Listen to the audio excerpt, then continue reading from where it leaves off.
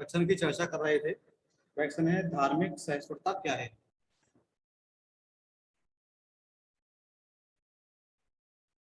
प्रश्न है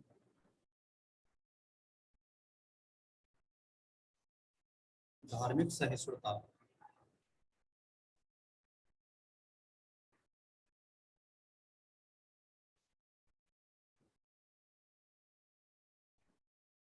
धार्मिक सहिष्णुता क्या है।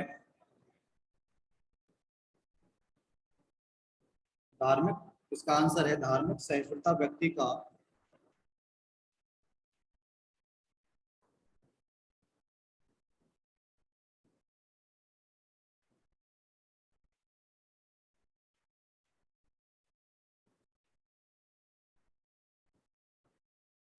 का वह विचार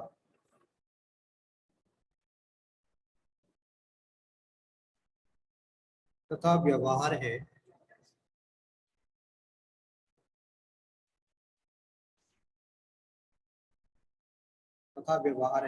जिससे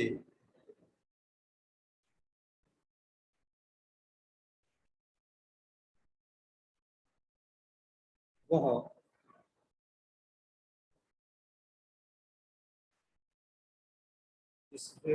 किसी दूसरे के धर्म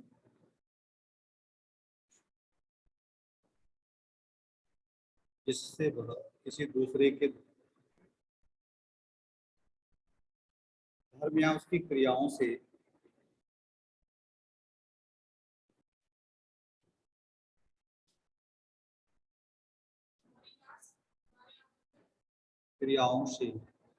सहमत न होते हुए भी सहमत न होते हुए भी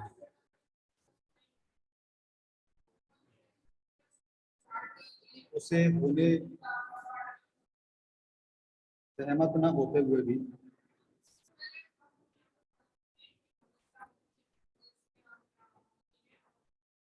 उसे होने देते हैं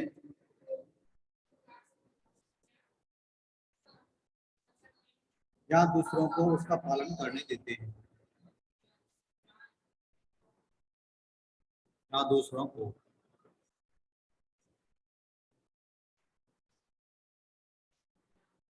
उसका पालन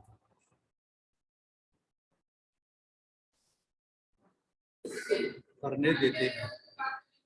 ये क्वेश्चन है कि धार्मिक सहिष्णुता क्या है या सहिष्णुता क्या है, ऐसे करके भी आ सकता है। तो आपको बताना है कि सहिष्णुता व्यक्ति का वह विचार तथा व्यवहार है जिससे वह किसी दूसरे के धर्म या क्रियाओं से सहमत न होते हुए भी उसे होने देते हैं या दूसरों को उसका पालन करने देते हैं। सीधी सीधी बात है कि दूसरे धर्म संप्रदाय का कोई भी व्यक्ति है, हम उसकी क्रियाओं या उसके विचारों से सहमत न होते हुए भी उसके जो धार्मिक विचार हैं या उसकी धार्मिक क्रियाएं उनको हम नहीं रोकते हैं, उनको होने देते हैं। इसका अर्थ ये है किसी भी व्यक्ति के धर्म संप्रदाय के प्रति हमारी नकारात्मक सोच नहीं है। ऐसी सोच का नाम है सहिष्णुता या धार्मिक सहिष्णुता। अगला नेक्स्ट क्वेश्चन है मानवाधिकार क्या है।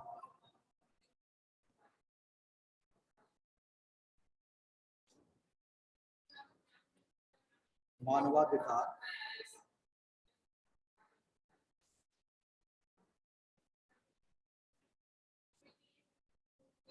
क्या है।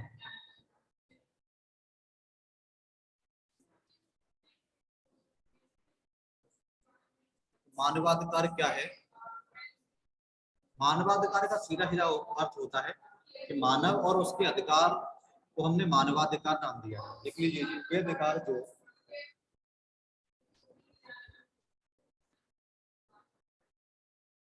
वे अधिकार जो व्यक्तियों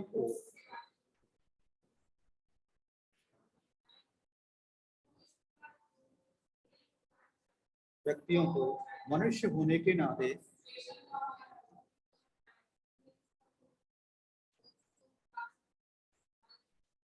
मनुष्य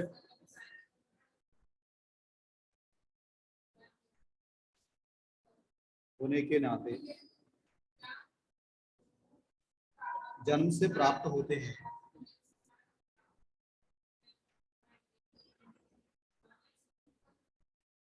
जन्म से प्राप्त होते हैं। मानवाधिकार का अर्थ क्या है कि वे अधिकार जो व्यक्तियों को मनुष्य होने के नाते जन्म से प्राप्त होते हैं, ऐसे अधिकारों को मानवाधिकार कहा जाता है। अब मानवाधिकार में जैसे क्या है, मानव को अपनी स्वतंत्रता का अधिकार है, मानव को अपने जीने का अधिकार है।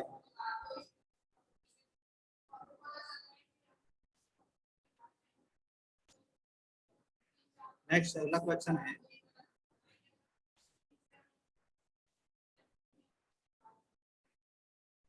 राष्ट्रीय एकता को परिभाषित कीजिए।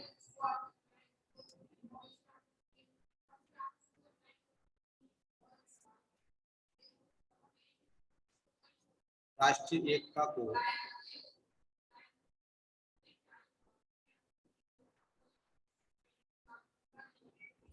परिभाषित कीजिए।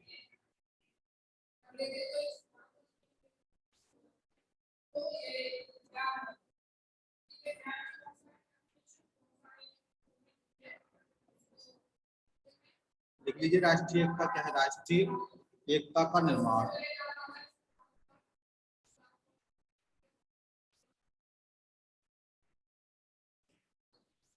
राष्ट्रीय एकता का निर्माण ईंट और पत्थर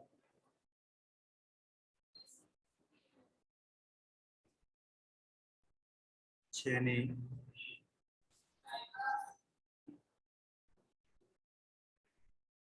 राष्ट्रीय एकता का निर्माण ईंट और पत्थर छेनी और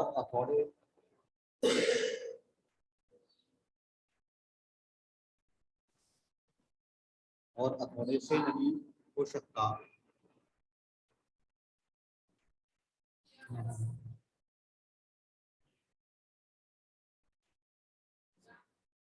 हो सकता यह तो मनुष्य के दिल और दिमागों में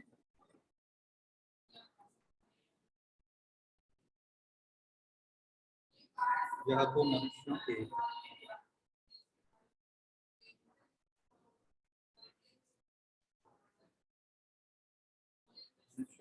दिल और दिमागों में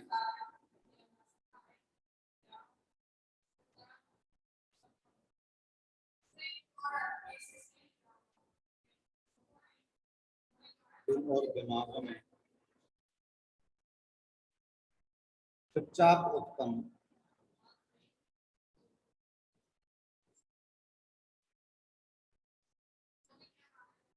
और विकसित होती है।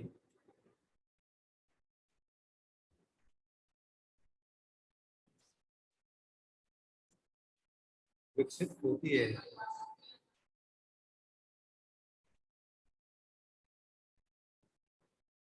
इसकी एकमात्र प्रक्रिया है शिक्षा। इसकी एकमात्र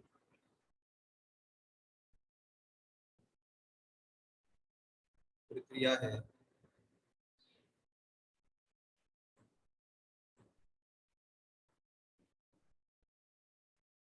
तो राष्ट्रीय एकता से तात्पर्य क्या है?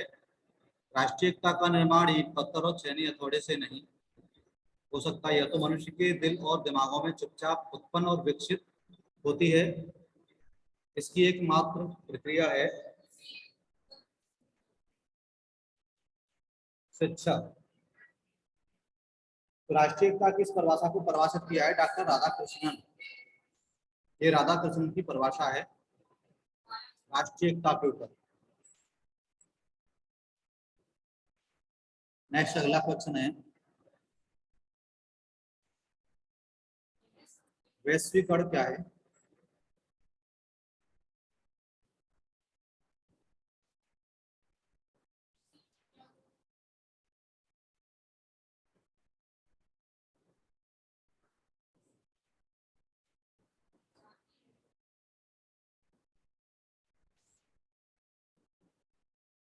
वैश्वीकरण का लिख लीजिए, उदारीकरण आर्थिक विकास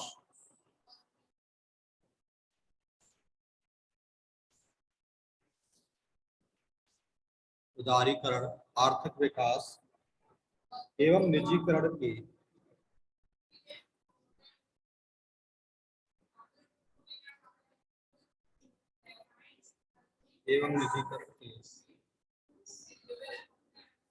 सामंजस्य की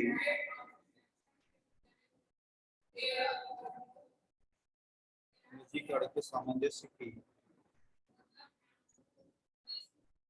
विश्व स्तरीय सामंजस्य की विश्व स्तरीय प्रक्रिया को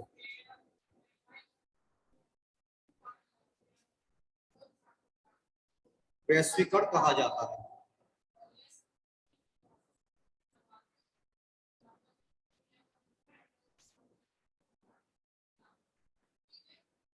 विश्व स्तरीय प्रक्रिया को वैश्वीकरण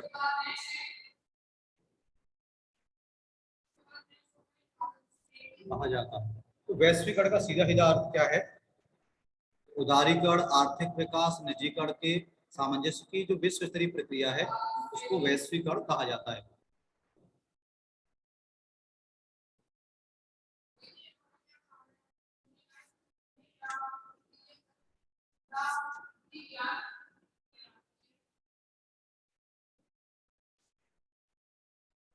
नेक्स्ट अगला क्वेश्चन है, सतत विकास की अवधारणा को स्पष्ट कीजिए।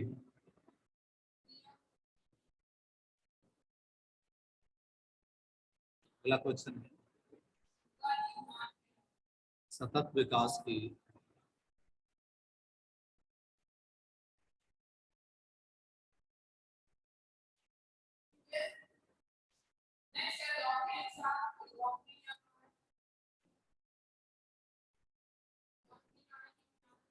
सतत विकास की अवधारणा को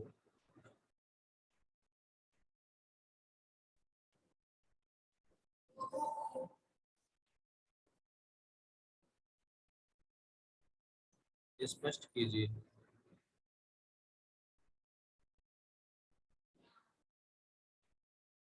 सतत विकास क्या है? सतत विकास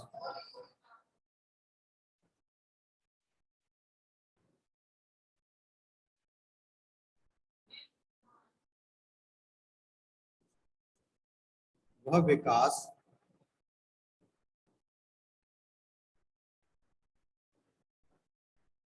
सतत विकास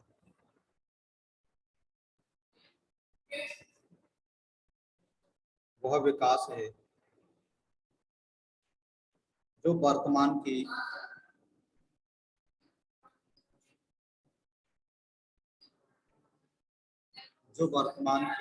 आवश्यकताओं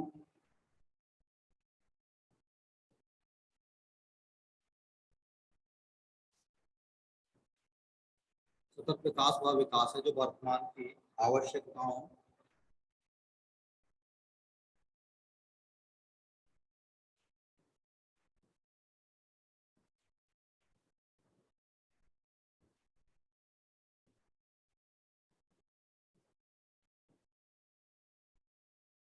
वर्तमान की आवश्यकताओं बिना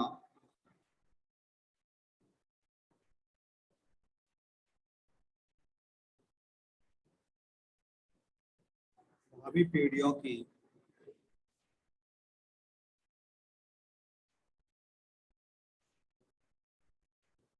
भावी पीढ़ियों की उनकी अपनी आवश्यकताओं को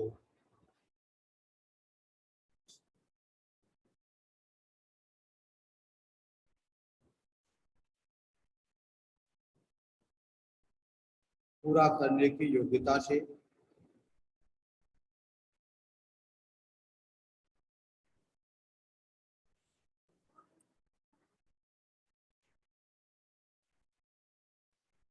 पूरा करने की योग्यता से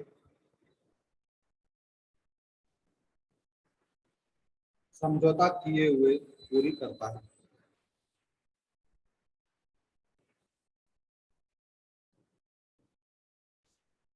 समझौता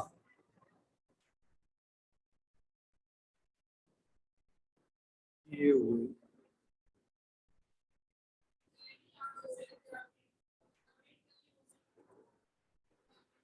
पूरी करता है। तो सतत विकास क्या है? सतत विकास का सीधा सीधा अर्थ है कि सतत विकास वह विकास है जो वर्तमान की आवश्यकताओं बिना भावी पीढ़ियों की उनकी अपनी आवश्यकताओं को पूरा करने की योग्यता से समझौता किए हुए पूरी करता है। सतत विकास का एक और अर्थ है, सतत का अर्थ होता है अनवरत रूप से, और विकास का अर्थ होता है तो विकास की प्रक्रिया है।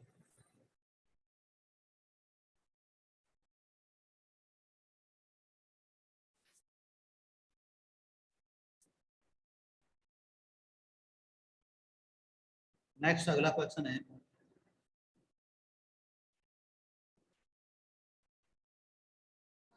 पर्यावरण संतुलन लाने के दो उपाय बताइए। पर्यावरण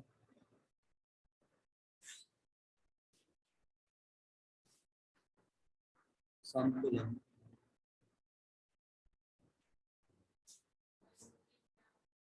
लाने के लिए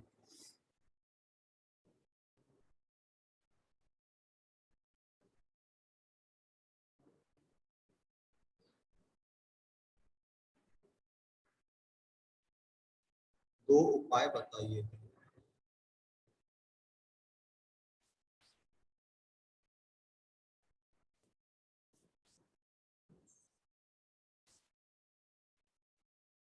पर्यावरण संतुलन लाने के लिए दो उपाय हैं।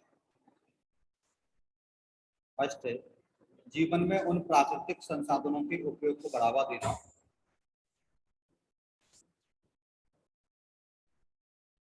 जीवन में उन प्राकृतिक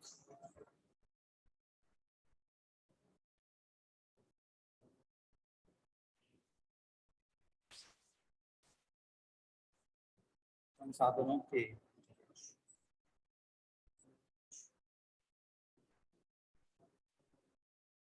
उपयोग को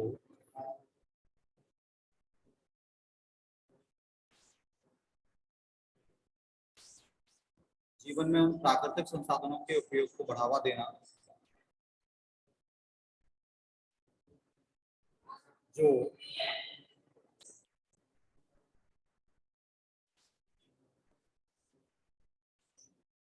शीघ्रता पूर्वक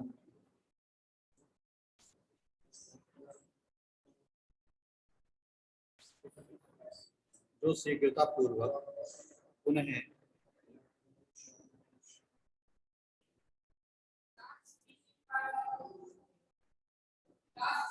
उत्पन्न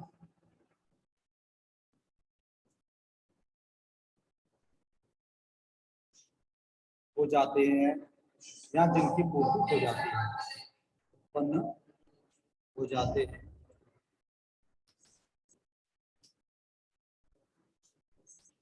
या जिनकी पूर्ति हो जाती है।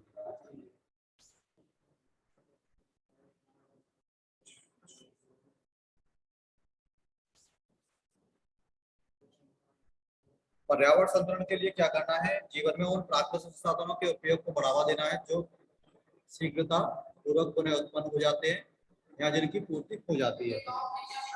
दूसरा है,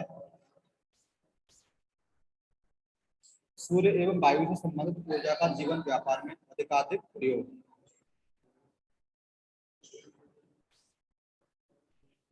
सूर्य एवं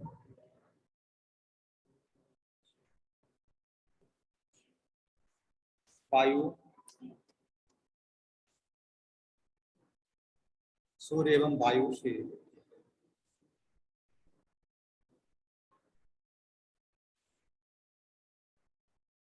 संबंधित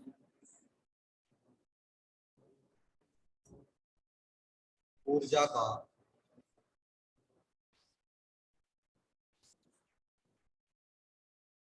जीवन व्यापार में अधिकाधिक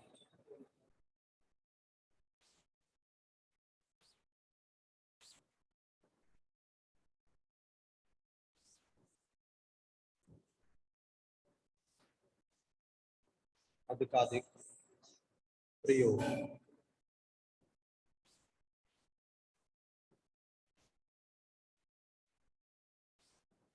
पर्यावरण संतुलन लाने के लिए दो उपाय हैं। सूर्य एवं वायु से संबंधित ऊर्जा का जीवन व्यापार में अधिकाधिक प्रयोग करना, तो प्राकृतिक संसाधन है, ठीक है, उनको बढ़ावा देना।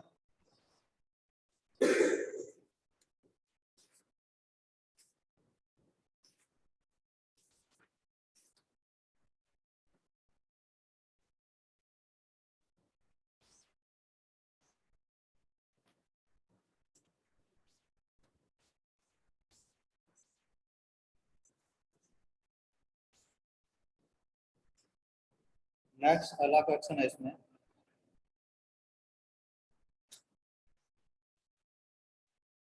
लोकतंत्र के प्रमुख सिद्धांत कौन कौन से हैं?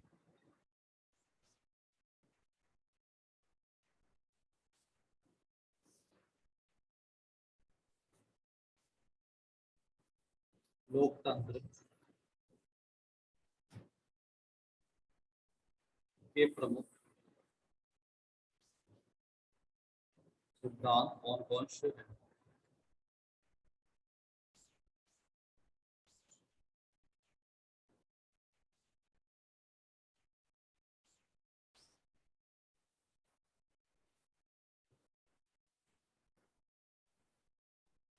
तो लोकतंत्र के प्रमुख सिद्धांत,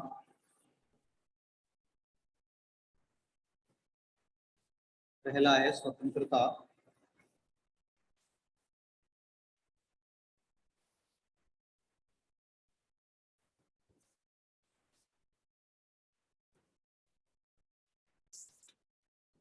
दूसरा है समानता,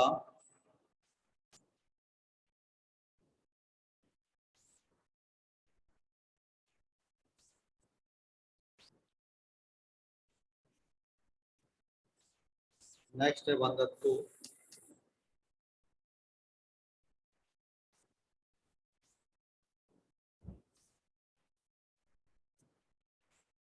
न्याय,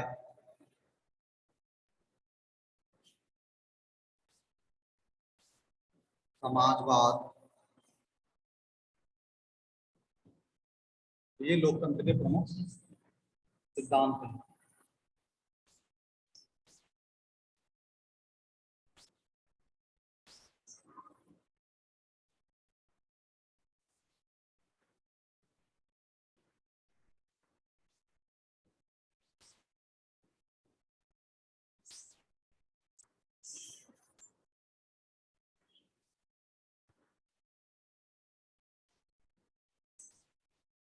नेक्स्ट एक और क्वेश्चन है,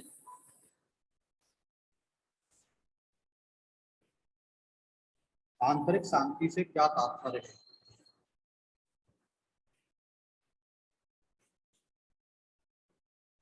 आंतरिक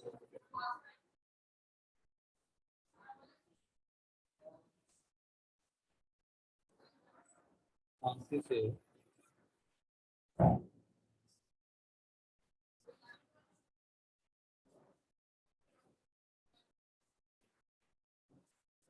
आंतरिक शांति से क्या तात्पर्य है? यहाँ तक ले लीजिए इनको। हो गया सर। आंतरिक शांति से तात्पर्य है, उत्तर लिख लीजिए इसका,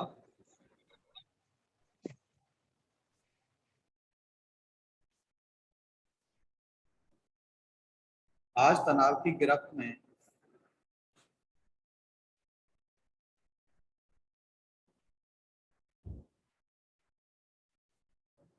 आज तनाव की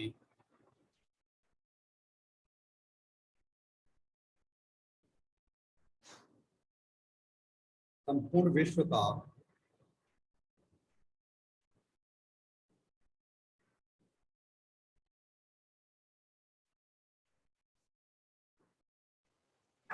नारी है,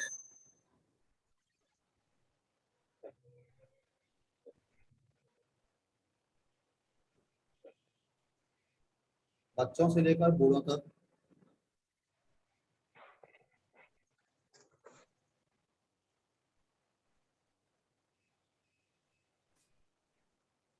बच्चों बच्चों से लेकर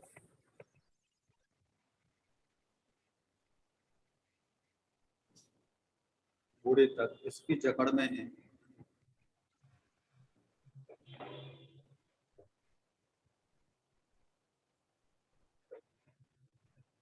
और इसी का परिणाम है कि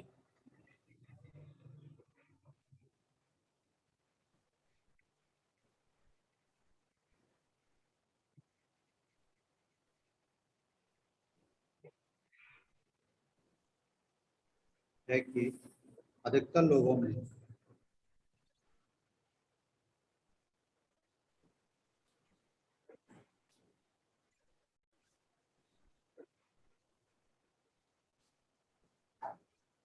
अधिकतर लोगों में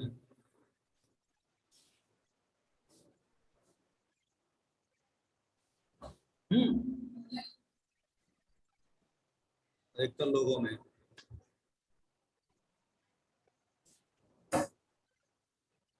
डायबिटीज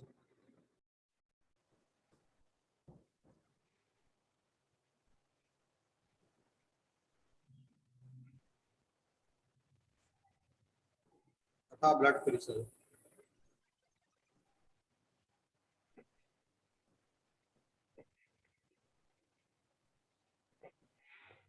जैसे अनेकों रोग पनप रहे हैं।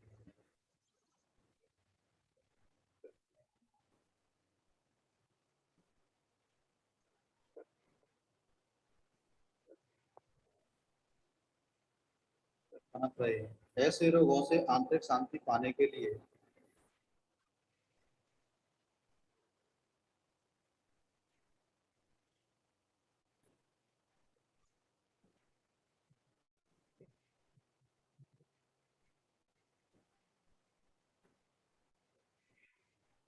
शांति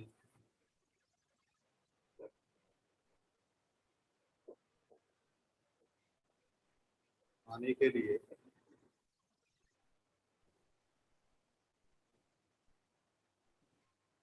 अष्टांग योग का सहारा लिया जा सकता है।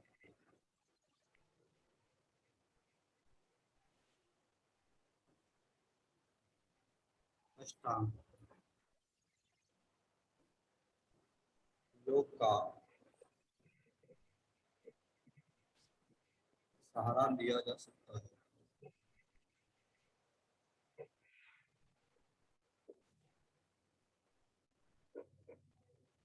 अष्टांग योग में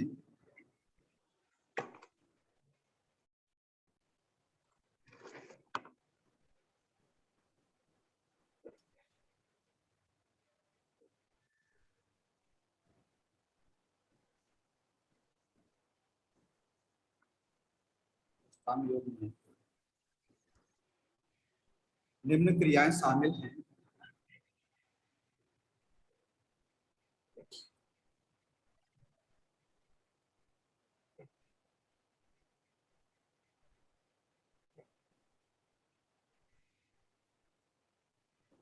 निम्न क्रियाएं शामिल हैं। यम,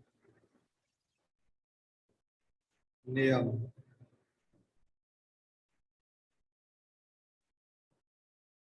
आसन,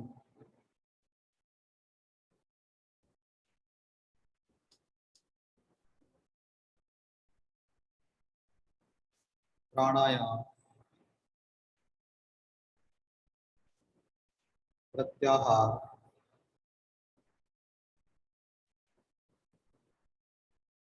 धारणा,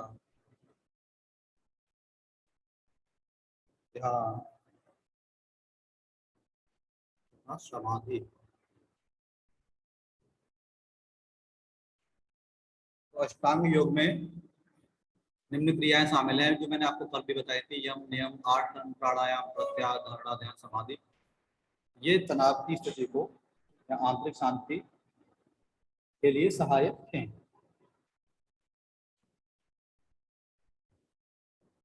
यहाँ तक लिख लीजिए इसको।